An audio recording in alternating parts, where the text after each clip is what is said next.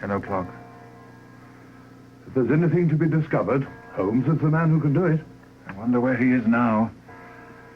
Seems impossible. All I could give him was a vague memory and 3 hours. 2.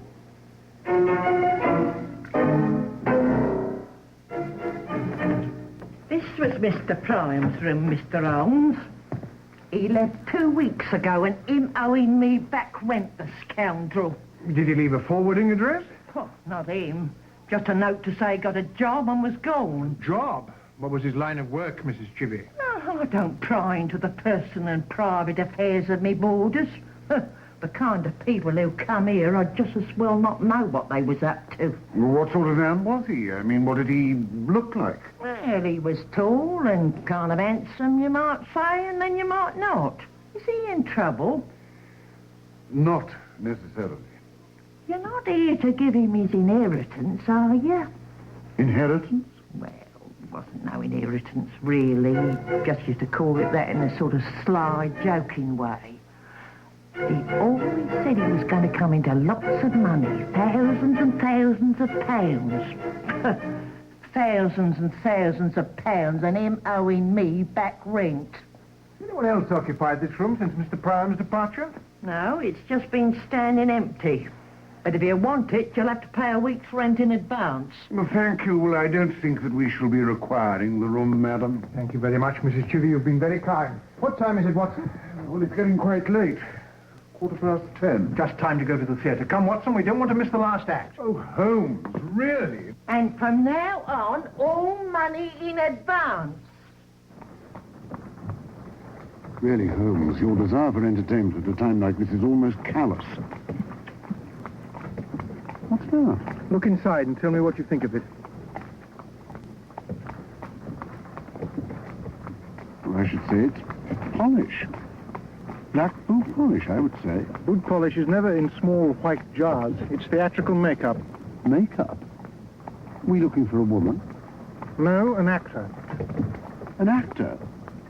Who's presently appearing in a play? It would be logical to assume so. But if he were, there are more than 50 plays being presented in London this very evening. Only one play opened in London the night our Mr. Priam departed Mrs. Chivy's lodgings. I hope you like Shakespeare, Watson.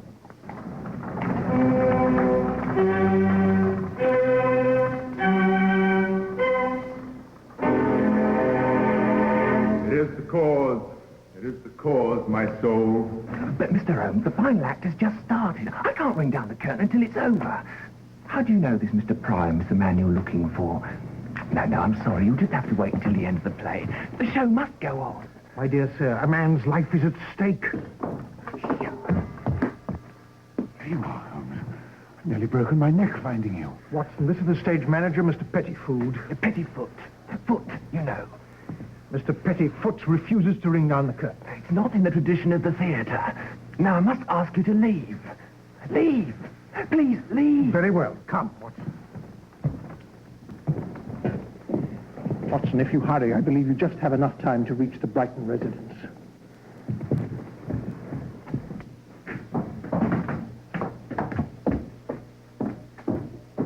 Yet I will not shed her blood, nor scar that whiter skin of hers in snow and as smooth as monumental alabaster.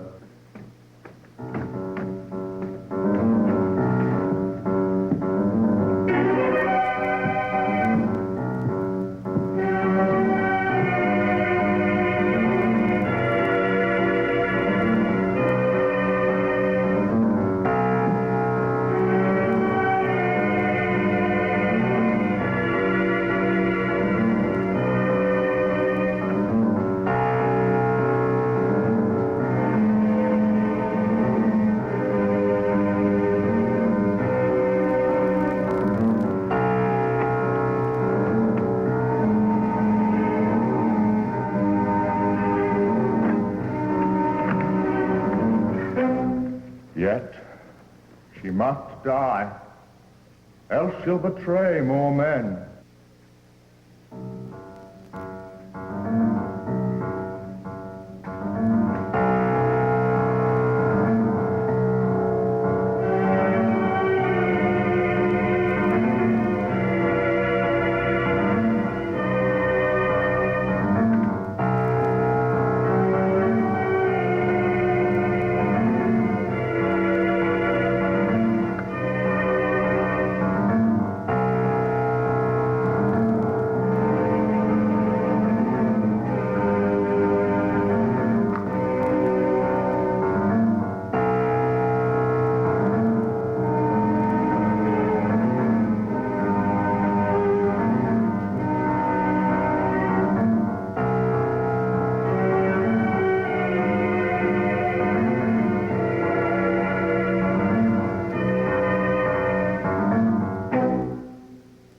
know not where is that Promethean heat that can thy light relume. When I have plucked the rose... I've got it, Holmes. Just where you thought it might be. Well done, Watson. What are you two doing here? Mr. Pettifoot, you can save a man's life. Me? Deliver this note to Inspector Lestrade at once. Please, I beg of you. Thank you.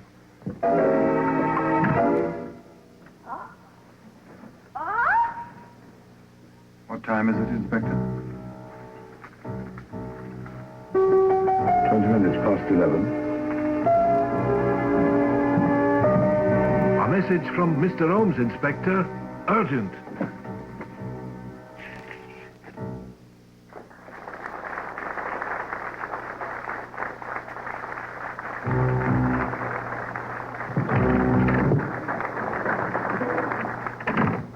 Who are you?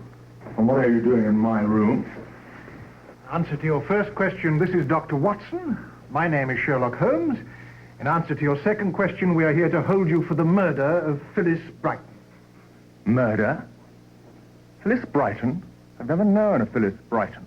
You're leading lady in what appears to be a rather third-rate production of the musical review Love in Lilac Time. Oh, her. Well, I couldn't really say that I knew her. We once worked together for a short time. The show did last for 3 performances. Your acting skills stand you in good stead, Mr. Pryor. 4 months ago, you strangled a live woman in a true life drama. What you are saying is utter farce. Hardly. You and your ex-music hall partner, Phyllis Brighton, concocted a clever scheme. She would attract the attention of the wealthy stage producer, Edward Brighton, and succeed in marrying him. Then she would proceed to poison him, slowly, by slipping tiny doses of arsenic into his food. Afterwards, you and Phyllis would inherit the Brighton fortune. Ridiculous. It could have worked, but Phyllis Brighton fell in love with her husband. Oh, get out of here. You were the one who had the violent argument with Mrs. Brighton, and you were the one who strangled her. And you too shall die.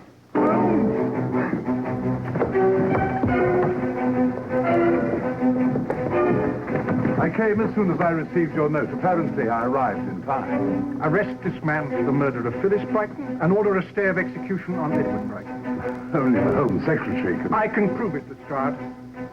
Very well, Holmes. Take him away and charge him for the murder of Phyllis Brighton. Take him the back way. Holmes, I may be too upset to think clearly, but I distinctly saw him stab you with that dagger. How in heaven's name? I've always wanted to do this. I'm certain you'll understand. My dear Watson, there'd be precious few actors left to entertain us if real weapons were used on stage. The blade, of course, goes into the handle.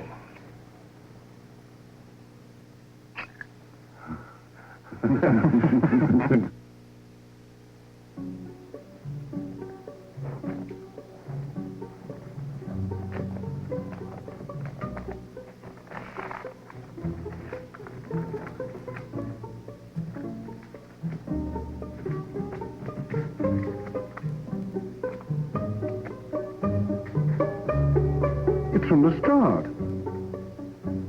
I thought you might want to keep this as a memento of your latest case. It's very thoughtful of him, isn't it? Most thoughtful. Look out for the spring in the handle.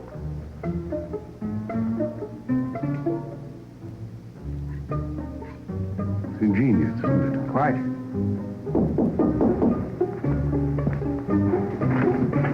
Lestrade, come in. Thank you, Dr. Watson. We were just admiring your gift. The dagger. Yes. Morning, Holmes. Good morning, Lestrade. Interesting, isn't it? Yes, yes. This dagger is designed to show an audience that it's first a real dagger, then when the spring is pressed, the blade slides into the handle, and it's actually quite harmless. Audiences are naive. Oh, I don't think so. It's the power of suggestion. Everybody's influenced by it. Not everybody. But take the dagger and see that it's harmless. Well, it's perfectly safe. Yes. Now put your hand on the table. Drive the dagger into your hand. What's the point? You're worried. No, I'm not. Here. Drive the dagger into my hand. But I don't want to hurt you. You can't. Give it to me.